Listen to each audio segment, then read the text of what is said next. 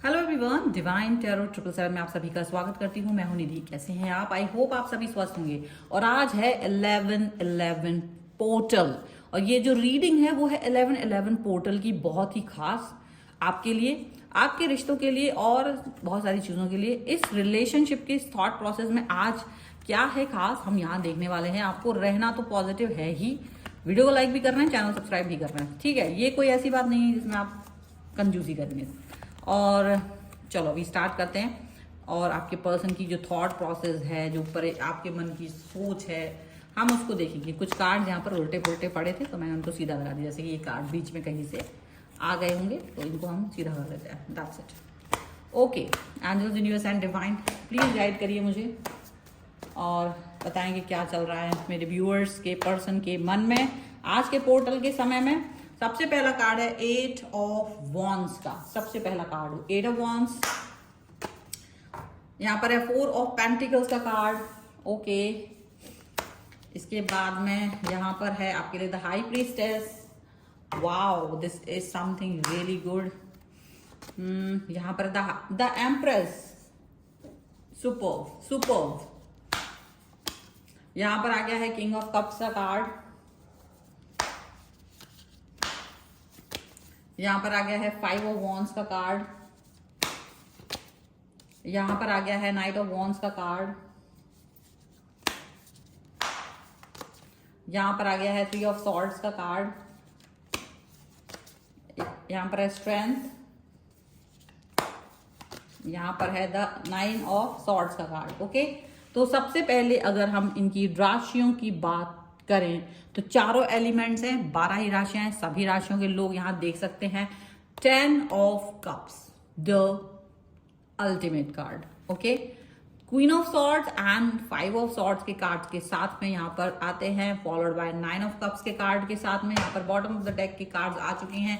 11/11 के इस पोर्टल में सिचुएशन कुछ ऐसी है। यहां पर मुझे लग रहा है कि आपकी इन कार्ड्स को देख करके आपकी जो थॉट्स है वो बहुत ही ज्यादा क्लियरली आपको दिख रही होगी कि आपके जो पर्सन है, जैसे ना वो आपको कहीं ना कहीं, देखो आज की सिचुएशन में और पहले की सिचुएशन में यहाँ फर्क है कि भाई उसको अंदाजा हो गया कि वो 2 नावों पे सवारी कर रहा था, और उसकी 2 नावों पे सवारी करने की वजह से कहीं ना कहीं उन्होंने आपको तो धोखा दिया ही, छल किया उन्होंने आपको। इनके ऊपर काफी बार शक होता था कि भाई तू किसी और के साथ तो नहीं है ना, किसी और के साथ तो तुम्हारा संबंध नहीं है ना। और हर बात इनका जवाब आता था नहीं, ऐसा तो बिल्कुल भी नहीं है। लेकिन रियलिटी तो शायद ऐसी नहीं थी। ये किसी और के साथ भी अपने कनेक्शन को बनाए हुए थे, और वो व्यक्ति इनको डरा धमका कर अपने साथ रखता था। वो व्यक्ति प्यार से पहले इनको अपने जाल में फंसाया, बाद में इनको डरा धमका करके अपने साथ रखने को मजबूर हुआ। और ये पर्सन जो है ना, 2 डबल स्टैंडर्ड्स के साथ में यहाँ पर अपनी लाइफ को गुजार रहे थे। डबल स्टैंडर्ड के साथ में ये अपनी लाइफ को यहाँ पर गुजारते हुए नजर आ रहे हैं। और ये जो पर्सन, जो आपके पर्सन को डरा धमका रहा था, वो पर्सन आपके रिलेशन को भी कंट्रोल कर रहा था। ठीक है, आपके रिलेशन को भी ये पर्सन कंट्रोल करते हुए नजर आ रहा था। थर्ड पार्टी सिचुएशन, यहाँ 2 नाव में सवारी करता हुआ आपका पर्सन इन द एंड उसकी समझ आ चुका था कि नहीं, this is wrong, you know.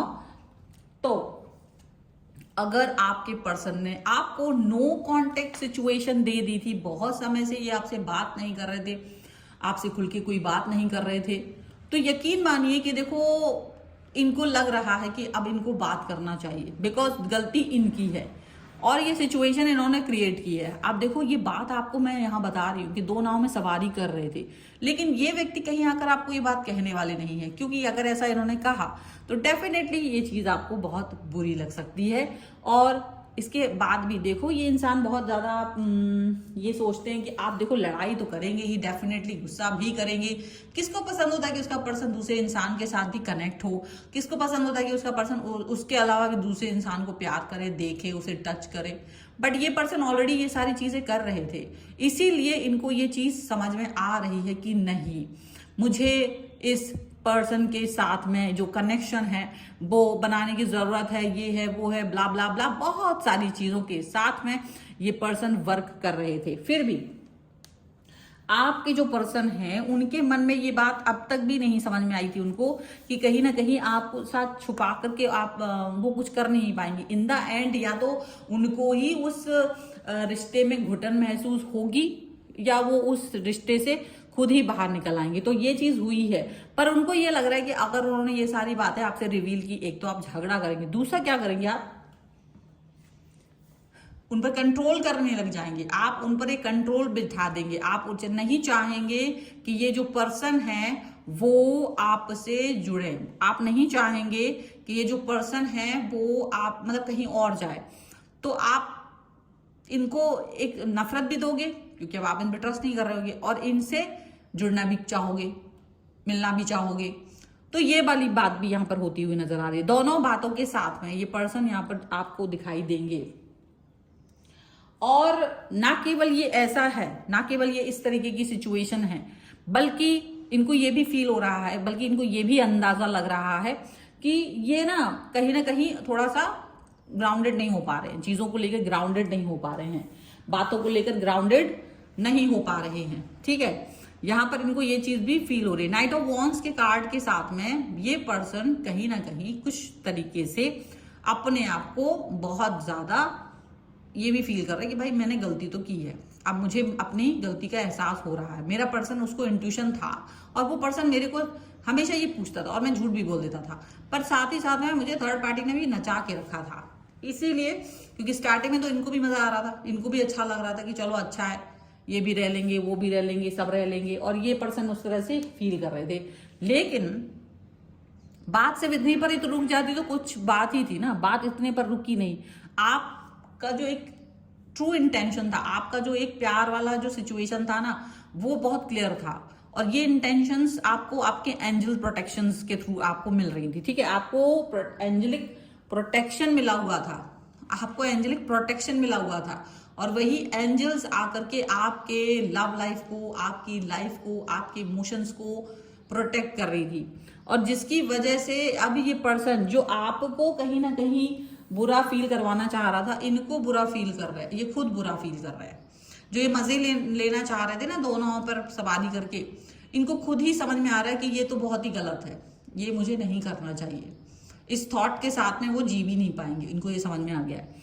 और इसीलिए ये पर्सन जो है अब इस थॉट के साथ में अलग ही रहना चाहते, इस थॉट के साथ में काम नहीं करना चाहते। और एक चीज और भी है कि इनको ये फील भी हो रहा है कि भाई तुम जो हो ना, you are the best, you are the best, और अपने बेस्ट थॉट प्रोसेस के साथ में आप आगे बढ़ रहे हो, आप इस थॉट प्रोसेस के साथ में आगे जा रहे हो, और आपके इस थॉट प्रोसेस को, आपके इस थॉट प्रोसेस को वो कहीं से कहीं तक भी मिटा नहीं सकते। बहुत साफ बात है यहाँ पर। ये पर्सन आपके साथ रहना चाहते हैं, अब आपके साथ में अपने रिलेशन को अच्छा करना चाहते हैं, लेकिन कंट्रोल अभी भी अपना चाहते हैं। इस समय पर भी ये नहीं चाहते कि आप अपनी मनमर्जी चलाओ, इस समय पर भी ये चाहते कि आप पर मेरा ही कंट्रोल रहे, आप नतमस्तक रहो, बस मैं प्यार करने लगा हूं ना, वापस आ गया हूं ना तुम्हारे पास, बस इतना ही बहुत है।